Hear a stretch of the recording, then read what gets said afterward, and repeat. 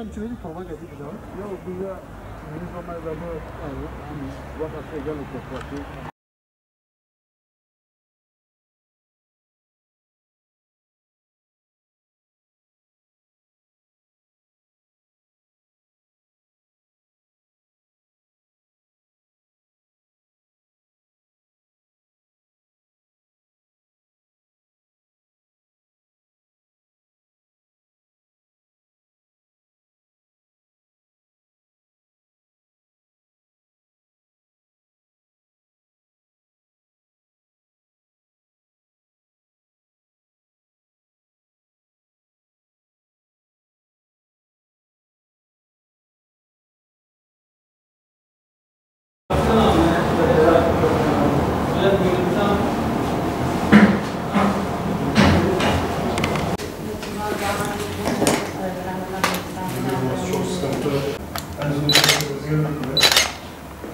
Yazacağız dediler sonra misafirin ben gelmek zorunda kaldım orada.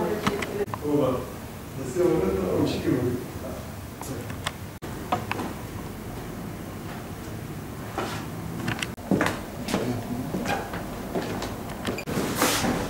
Aşağısı var mı? Burada.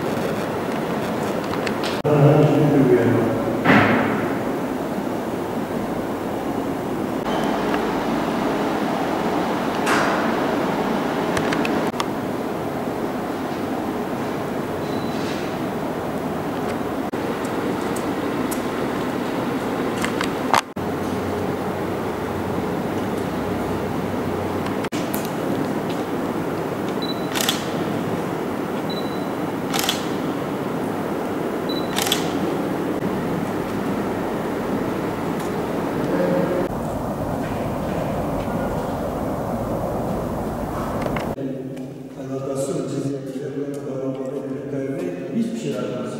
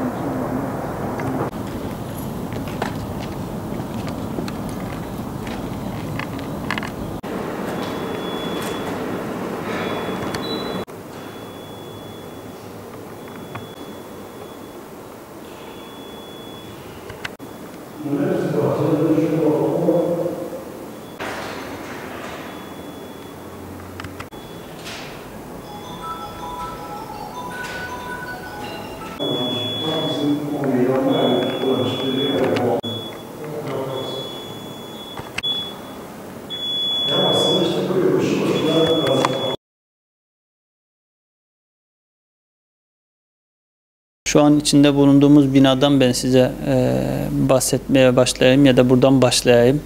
İçinde bulunduğumuz bina Hamidiye alaylarının binası ya da Hamidiye Kışlası dediğimiz bir bina. 1890'lı yıllardan 1910'lu yıllara kadar Osmanlı Devleti'ne hizmet etmiş, bölgedeki Ermeni ayaklanmalarına karşı mücadelede kullanılmak üzere yapılmış bir bina. Sonrasında tabii farklı kamu kuruluşlarına hizmet etmiş bir bina. Şu anda da binamız Cizre Müzesi'nin ana merkezi konumunda olan bir yerde. Müzemizin içinde, yani şu binanın içinde ve etrafındaki yerleşkede yaklaşık 2000'e yakın arkeolojik ve etnografik eserimiz mevcut. Bu eserler daha önce bölgemizde yapılan çalışmalar neticesinde çıkan eserler. Çevre illerde ki müzelerde korunuyordu bu eserlerimiz. Şimdi müzemizin açılış tarihi yaklaştıkça biz bu eserleri müzemize geçtiğimiz ayda getirttik. Batman Hasankeyf Müzesi, Şanlıurfa Müzesi, Mardin Müzesi, Diyarbakır Müzesi, İstanbul Müzesi gibi yerlerde eserlerimiz saklanıyordu. Şimdi bu eserlerin hemen hemen %90'ını getirttik. Yine de getirtmeye devam ettiğimiz eserlerimiz var. Az önce de söylediğim, ifade ettiğim gibi 2000'e yakın eserimiz şu anda müzemizde tefrişe ve tanzime uygun şekilde planlandı. İnşallah müzemiz biraz peyzaj çalışması ve biraz da tefrişat çalışmasının sonuçlanması neticesinde hizmete açılacak ve bu eserlerimizi bölge halkının hizmetine sunacağız. Cizre Kalesi her şehirde olduğu gibi Cizre'de bir savunma amaçlı yapılmış bir kaledir. Dış tehditlere karşı yapılan bir kale olmakla birlikte Cizre'nin şöyle bir durumu var.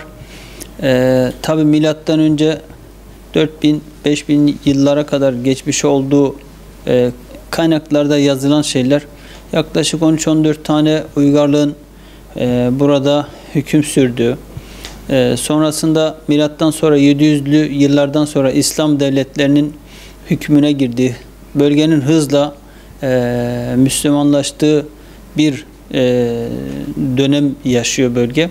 Dolayısıyla Cizre Kalesi her dönemde, her devletin, her uygarlığın döneminde daha çok savunma amaçlı yapılmış ve savunma amaçlı kullanılmıştır. Şimdi içinde bulunduğumuz yerleşkede ve Cizre Kalesi'nde yine bizim müzemizin eserleri teşhir edilecek, halkımızın hizmetine sunulacak. Bundan sonra da kale olarak bugüne kadar şehrin savunmasında büyük rolü olan bu yapının müze olarak kullanılması uygun görüldü.